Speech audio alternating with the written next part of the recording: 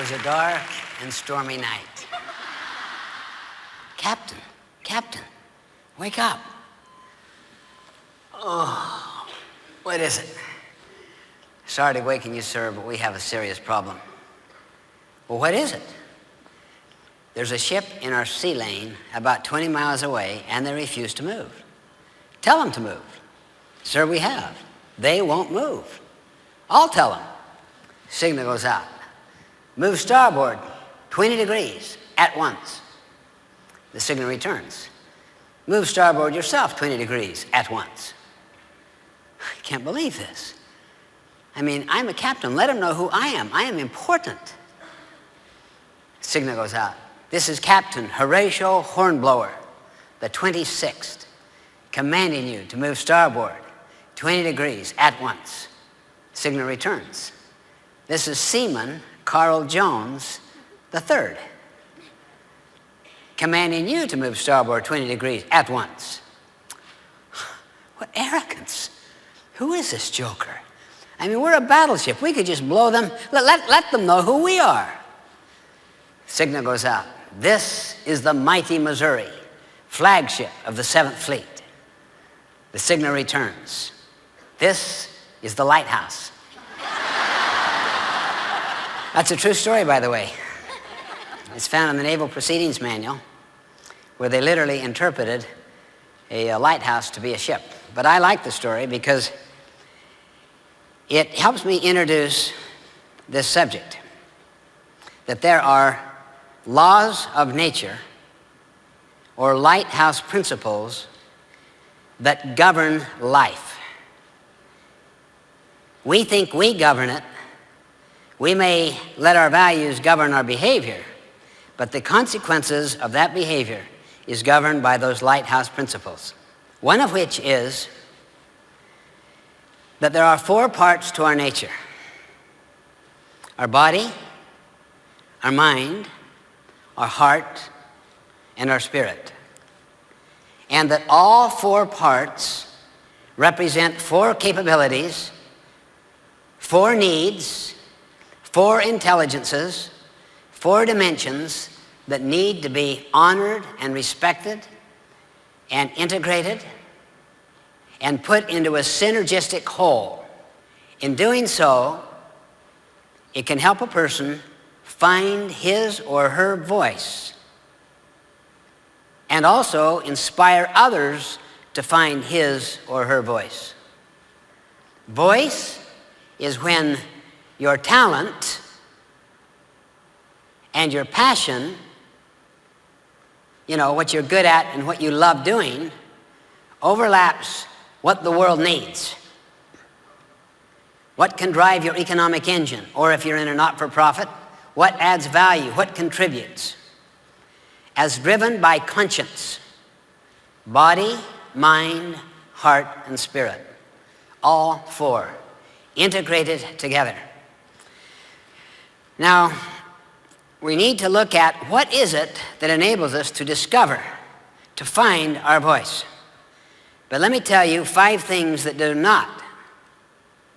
These are what I call the 5 metastasizing emotional cancers. And if you get involved in these 5 things, I will guarantee you it will create such static and such compartmentalization inside your nature, you will never really find your voice.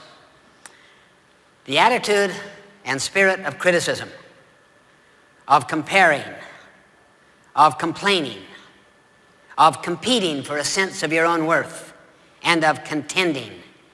That is a mean spirit kind of argument, kind of a contention. These are 5 metastasizing cancers. Criticizing, complaining, comparing, competing, not in a basketball game or in the marketplace, but competing for a sense of personal worth, and then contending. The spirit of contention. Now, if you want to see how serious this problem is, watch the raise of hands right here in this group of many, many hundreds of people. Think carefully about this question. How many seriously believe that the vast majority of the workforce in your organizations possess more talent, more capability, more creativity, etc., than their present jobs require or even allow them to use. How many agree? Now look around. Look around. That's literally almost every hand. And the finding that we have all around the world, a profound alienation, disempowerment of the workforce in organizations. People have not found their voice. There is no passion, which necessitates external motivation, supervision, psych up, hovering over, check up, the whole panoply of techniques used by the industrial age. Now, how many also feel a lot of pressure to produce more for less? Look, same hands. Now just put those questions side by side. I mean, just look at those two questions. Here's all this capability, this talent, this capacity, and this tremendous need to produce, and we can't even use it. Okay, let's look at how we develop our voice and how we inspire others to find their voices and to use them in the new knowledge economy. This is what I call the 8th habit. It builds upon the other 7, but it is like the 3rd dimension to the other 7. Find your voice and inspire others to find theirs. Okay, let's go back to nature. These are birth gifts. There are 3 of them, basically. They're right into our DNA. Here's a listing of them. First, our freedom and power to choose. Second, principles that are universal. That means they apply everywhere. I've taught them in 60 different countries all around this world. Timeless, they never change, and self-evident. Here is an illustration of a self-evident principle. You can never really sustain a trust in a relationship if you are not trustworthy. Have you ever tried to talk yourself out of a problem you behaved yourself into? How did it go? Have you ever seen a company try to PR itself out of a problem it behaved itself into? How did that go? See, these are universal, self-evident principles, non-controversial. And third, 4 parts to our nature, 4 intelligences, 4 capacities: body, mind, heart, and spirit. These are hardwired into our very nature. IQ, that's for the mind. EQ, that is emotional, social intelligence. That comes from self-awareness, and it also comes from awareness of others, the ability to listen, to care, to empathize, to relate. These are social skills. PQ is the intelligence of the body, 70 trillion cells that have such brilliance that right now they're digesting your lunch and you're doing nothing about it. They're fighting disease. They're trying to do everything they can to protect your organism. It's absolutely a brilliant machine. Nothing like it ever created by man. And then finally, SQ, spiritual intelligence, which basically deals with 2 things. 1, the need to serve, the need for meaning, the need for significance, the need for contribution, the need to add value. And 2, that you live by your conscience, that you live by these principles, these universal, timeless principles, and have connection to their ultimate source. Those 2 represent what is called spiritual intelligence. Let's contrast those last 3 intelligences. In fact, the first 2 and the last one. Here is a quote on spiritual intelligence. Unlike IQ, which computers have, and EQ, which exists in higher mammals, SQ is uniquely human and the most fundamental of the 3. It is linked to humanity's need for meaning, an issue very much at the forefront of people's minds. SQ is what we use to develop our longing and capacity for meaning, vision, and value. It allows us to dream and to strive. It underlies the things we believe in and the role our beliefs and values play in the actions we take. It is, in essence, what makes us human. It used to be fringy, no longer. Major research on spiritual intelligence has brought it into mainstream to understand that a whole person has 4 basic needs: to live for the body, to love for the heart, that's relationships, to learn for the mind, and to leave a legacy, to matter, to contribute. This is what a whole person in a whole job does.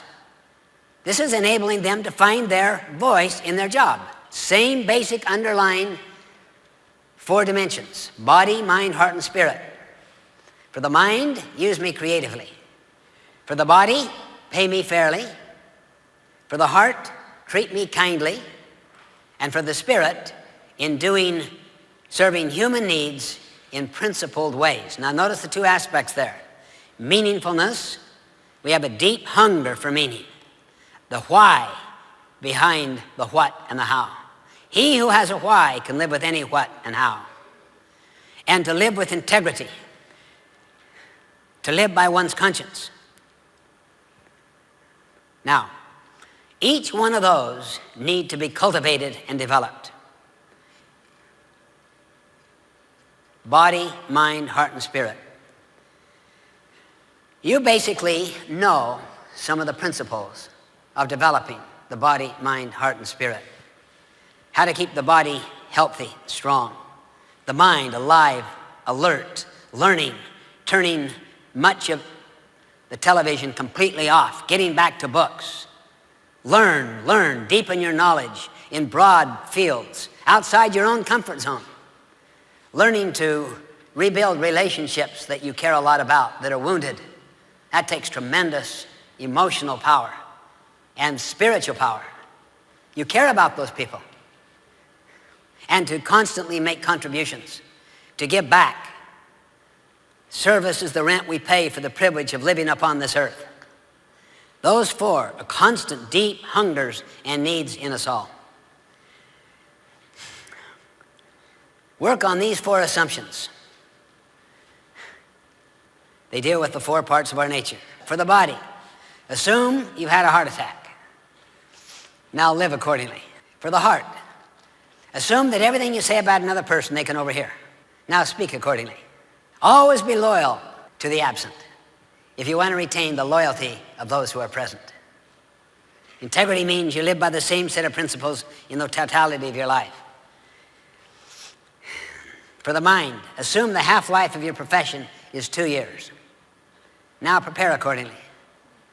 As we move into this knowledge economy in great speed, the constant need to invest in your education.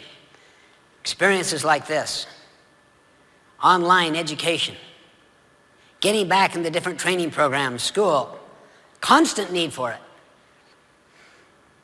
And then for the spirit, assume you had a one-on-one communication with your Creator. Now live accordingly. The cultivation of these 4 parts to our nature develops at its highest level what I call vision for the mind. Vision means you have the sense of what's out there. You cannot see it, but you see it in your mind's eye. You see the potential in another person. I mean, think on this. How many of you have achieved the level of success you've achieved partly because, or even largely because, someone believed in you when you didn't believe in yourself? Now look at the hands. Look at the hands. That's like half the group. If we were to ask those people to respond, their stories would bring you to tears. They really would. These are people who others helped find their voice by affirming their worth and potential when they did not believe in themselves. Vision, discipline, the power to subordinate what you want now to what you want eventually. I mean, no one on their deathbed ever wished they spent more time at the office or watching television. I've studied the deathbed research. It's all about families, loved ones, contribution, and the contribution that they are making. Even Abraham Maslow transcended his own need hierarchy theory on his deathbed, saying self-actualization is not where it's at. It's self-transcendence. It's what my kids are about, and their kids. And then for the heart, passion. You feel strong about it. You're convicted. And for the spirit, conscience. These are the highest manifestations of the four intelligences: vision, discipline, passion, and conscience. And when the first three are governed by conscience, I'll guarantee you it will change the world. It will lift the world. Compare a Gandhi with a Hitler. What one word separates those two individuals from what you see up here on the slide? It's conscience. Because both were visionaries, disciplined, and passionate. And Gandhi not only had conscience, in his vision, he saw an independent India, way beyond the vision and scope of the people of India. And he brought England to its knees, liberated 300 million Indians, and never was elected to any office. He never held a position. His authority was moral. He had no formal authority. It was moral authority. That is the essence of leadership. Management is formal authority. Management is position. Leadership is moral authority. Leadership is a choice. And anybody can exercise it at any level. I wrote an entire book on living the 7 habits that had nothing but stories in it, almost all of which dealt with people who changed their organizations at the bottom level or the middle level with no formal authority at all. They were what I like to call trim-tabbers. Trim-tabbers, the small rudder that turns the big rudder that turns the entire ship. This trim-tabbing idea is so powerful to me. The small rudder that turns the big rudder that turns the entire ship. You just start in your own small circle of influence, and gradually it gets larger and larger through the power of your moral authority. And it can impact the entire ship. It's a threatening idea, though, because it means we are responsible. We do have the freedom and power to choose our response in any given set of circumstances. And it causes us to be very creative, because we're not fearful of risks. We're not running scared of people's opinions.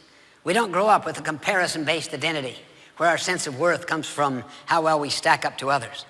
It comes from our integrity to our conscience and to principles that are deeply embedded within us. And it gives an internal source of security. So you're no longer dependent upon opinion or position or address or status or fashion. It's enormously emancipating and freeing to then give yourself and to make a difference, to become a trim-tabber. Let's look at the question, why is this 8th habit so relevant today? Why is it any really different than just another habit in degree to the other 7? The 7 Habits was published in 1989. That was also the same year that the Berlin Wall came down, and is generally considered the beginning of the information age. So I'd like to put that into perspective, into a larger historical perspective, in order to answer my question, why an 8th habit? In what way is that the 3rd dimension to the other 7? Here are 5 civilization eras, economic eras of humankind. And the technology is shown in each era. Hunters and gatherers, bow and arrow being the technology, the fulcrum's in the center, put in 1 unit of effort. You catch 1 fish, you get 1 deer, you gather so many seeds, nuts, whatever, okay? You became a farmer. The fulcrum went over there a long ways so that you put in 1 unit of effort and you get out 50 units of productivity. Can you imagine the social dislocation of 95% of the people being downsized? Imagine the new skill set they would have to learn, the new mindset, the new tool set. The industrial age, it put the fulcrum way over there so that the industrial age outproduces the agricultural age 50 times.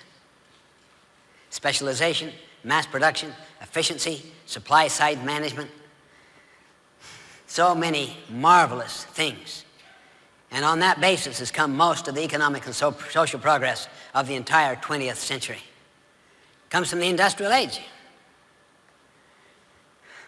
In fact, the farmers adopted the industrial model. And that's why an industrialized farm will outproduce a family farm 50 times. A little over 2.5%, 3% of the people in this country feed the entire country. Imagine the social dislocation again. Imagine the downsizing, the re-education, the retooling. Can you begin to get the sense of what I'm talking about? Because we move now into the information, knowledge worker age. It's a whole different world, literally. It's no longer a world of controlling people. It's a world of unleashing people. I mean, take the accounting concept that came from the industrial age model. You are an expense. Coming to this, participating in this, is an expense. But if you buy a machine, what's that called? An investment. Isn't that interesting? People are an expense, things are an investment. That's the paradigm of the industrial model. And because most people are alienated and disempowered, then it puts the responsibility on who to do the so-called leadership and management? Those with formal authority. How do they do it? They carrot and stick them. Here's the carrot, here's the stick. If you produce, you get the carrot. If you don't, you get the stick. It's called the great jackass theory of human motivation and causes profound alienation. I'll show you what else it causes. Close your eyes for a second, wherever you are watching this. Point, close your eyes, but don't peek. Point north, don't peek. Okay, now open your eyes and look around and see where people are pointing. I mean, look, literally. That way, this way, straight up, that way, this way. I mean, just look at the people right around you. Do you want to have the same exact experience? Try it. Go to any group, any department in your organization that you work with. Or go to the top executive team. Just walk in and say, what's the number one high priority goal? And just see what they say. What's number one? Write them down. I'll guarantee it'll be just like pointing north. Well, if that is the case, and a person's purpose and value system and their priority goals drive every other decision, is there any wonder there is such profound misalignment? Just watch the difference as you go into any business, whether they're into the industrial age model or the knowledge worker age model. I'll guarantee you, it will be so vast, the one is so superior over the other. This is a little film we put together to communicate some of this data. We just did this in a soccer field just behind my home. These are some of our employees. It's called Goal.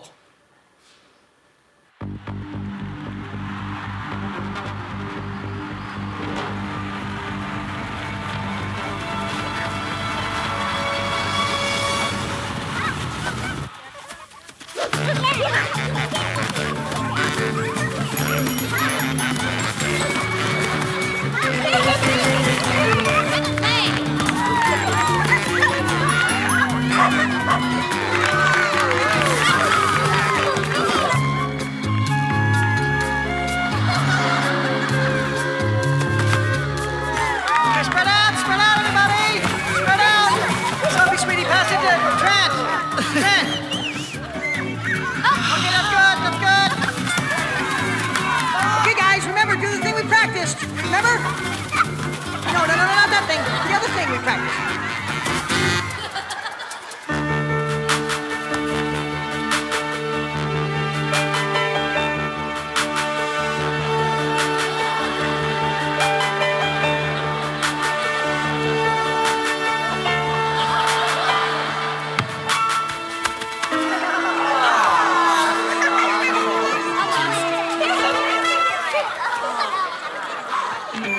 Okay, time out. Time out. Everybody, come in. Come in now, everybody. Treats! I got treats! There we go. Okay, so here's what we're gonna do, all right? Andy, I want you out on the wing. Trent, I want you to fake the pass to Andy and push the ball up the field, and then pass the ball to your forwards who are Sophie and Chris. Sophie, I want you to hold the ball and draw the defense out to you, all right? Then I want you to float a lob pass all the way over the defense to Chris. Chris, you take it in for the score, just like we did in practice. Everybody got it? Let's Go get him!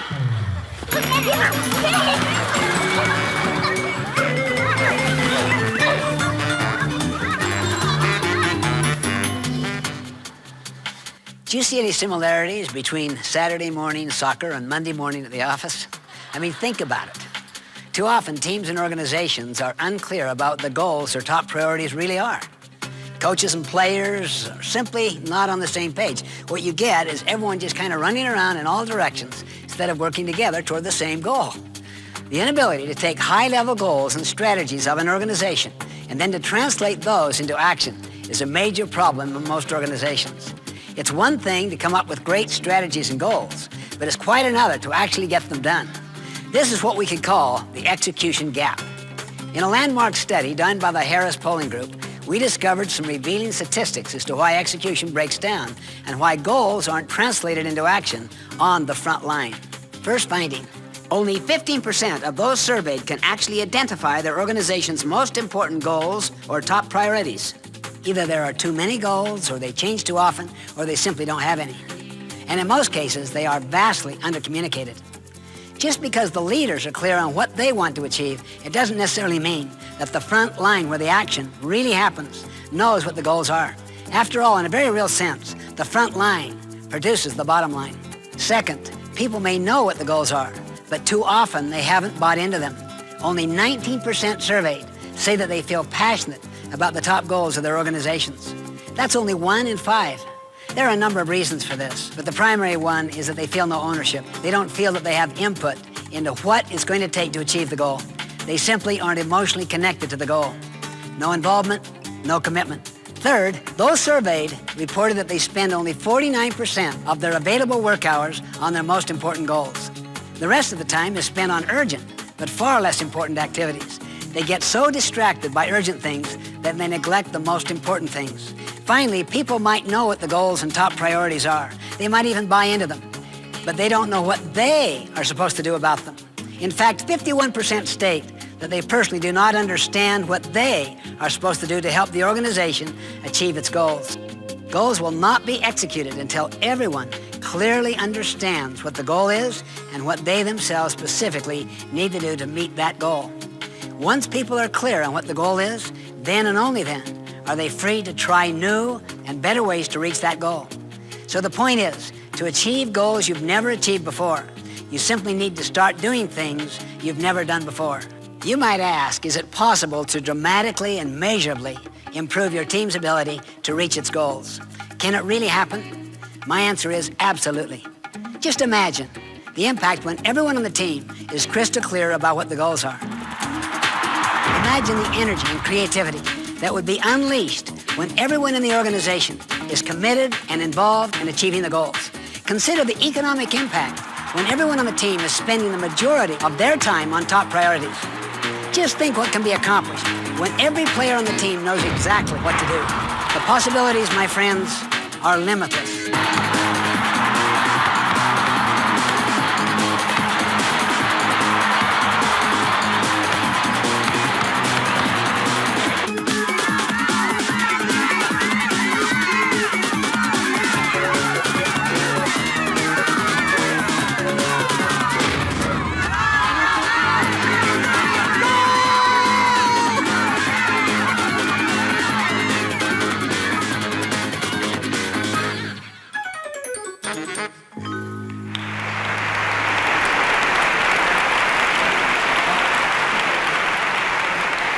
The best deterrent in nature is light. The best deterrent in organizational life is real-time information that is given to everybody. And that's what the new technology enables us to do. And you can literally clean a culture to where you get the 5th level, which is the principle level. That's illustrated by the compass. That's the age of wisdom, to bring principles that come from all of these different ages. Now, this is called the Indian talking stick. It was given to me by Indian chiefs after training them for several days. They run Indian nations in North America, the States and Canada. They even gave me my name, Bald Eagle. It's authentic, specially carved, beautiful. But you could use a pencil, you could use a spoon, a conch, anything. The whole idea of it, and they taught this to the founding fathers, most powerful communication idea and technique I have ever found, ever. How many are frequently in meetings where you can just feel the hidden agendas operating? I always like to break that down fast. I always like to heal divisions in your own family. Two kids that are quarreling with each other. Just do this. You just go up and you say to the other person, you've got the talking stick. I can't say anything. Maybe I can ask a question to see if I do understand your point, but I can't make my point, I can't agree, I can't disagree. All I can do is communicate until you feel understood. As soon as you feel understood on your point, then you pass the talking stick or pencil or whatever to me. Now it is my turn, and you are quiet, and you listen with empathy until I feel understood. As soon as I feel understood, I pass it back to you. Until you feel understood, then you pass it back to me. Now what happens is literally it transforms defensive, negative energy into creative, transforming energy. Here's why. When you really listen to another in depth until they feel understood, you are communicating their worth, their potential. You are affirming them. It is so therapeutic, so healing, that they cannot fight you, and they gradually become more and more open. Try it tonight with your loved one. You see two kids fighting? Just walk up to the smaller one and say, honey, you've got the pencil. No one can talk until you feel understood. And then, as soon as you feel understood, and we make your point to your satisfaction, then you pass it to your older sister or brother. Just try it. You think it takes time? It will save so much time. And in your meetings that you go to, basically you say, let's agree to the simple ground rule that no one can make their point until they restate the other person's point to his or her satisfaction. You see, what this does, it enables you to co-mission. So as you're listening to people back and forth, we come up with a we solution. Do you know that the Iroquois Foundation, or Federation of Indians, taught this to the founding fathers of our country? I am absolutely convinced that impacted what took place in the miracle in Philadelphia and in the creation of this magnificent country with 4.5% of the world's population producing about 30% of the world's goods. There's nothing like it in the history. Because of the institutionalization of these principles inside the Constitution. Now,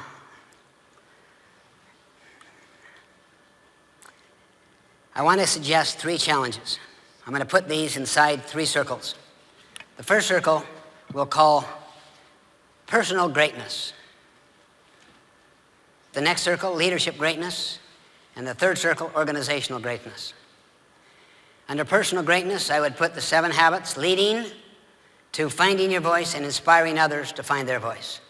Only this part, since it's personal, is to find your own voice. I know when I was 20, someone asked me to do management training. Gave me my whole voice for my entire life.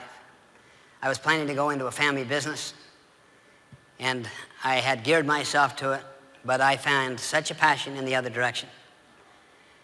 Leadership greatness. Modeling the 7 habits leading to the 8th habit of inspiring others to find their voice. Affirming them. Leadership is basically communicating people's worth and potential so clearly they come to see it in themselves. Under organizational greatness, mission, vision, values. Now put up the word co-missioning.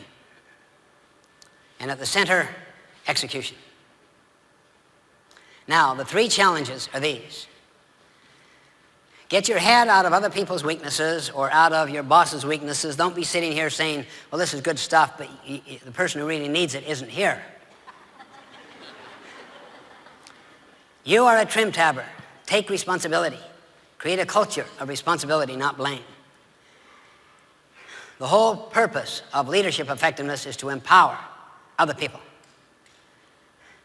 so that you help them find their voice. And they are in positions, as Jim Collins puts it, in the right place on the right bus. And then their strength is made productive and their weakness is made irrelevant through the strength of other people because of developing a complementary team. Commissioning, the great tool of bringing together the mission of individuals with the mission of organizations, I suggest is the use of this kind of communication illustrated by the Indian talking stick. Now, I want to just show one final little 2-minute film that gives the basic underlying lighthouse principle of a whole person.